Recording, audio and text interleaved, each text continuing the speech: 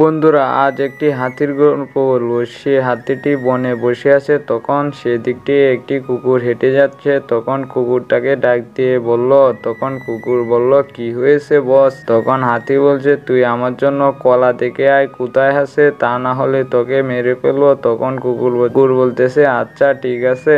এই কথা বলে কুকুর হাঁটতেছে আর ভাবতেছে, এখন যদি আমি কলা গাছ কোথাও না পাই তাহলে আমাকে তো মেরে ফেলবো। তখন হাঁটতেছে, তখন তার সামনে দেখতে পেল একটি কলা বাগান। তখন সে সেখানে লাফ দিয়ে খুশি হয়ে বলতে লাগলো, এবার আমার জীবনটাকে বাঁচাতে পারবো। সে কথা বলে সে হাতির কাছে চলে গেল। হাতিকে বলতেছে, কলা বাগান দেখে এসেছি, তুমি চলো আমার সাথে। তখন হাতিও তার সাথে ওই কলা বাগানের দিকে রওনা দিল।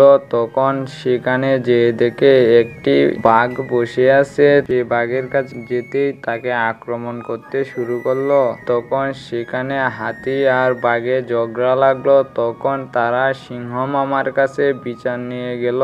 তখন সিংহ মামা তাদের দুজনকে আবার একইভাবে মিল করিয়ে দিল। সিংহ মামার জন্য চ্যানেলটিকে সাবস্ক্রাইব করুন।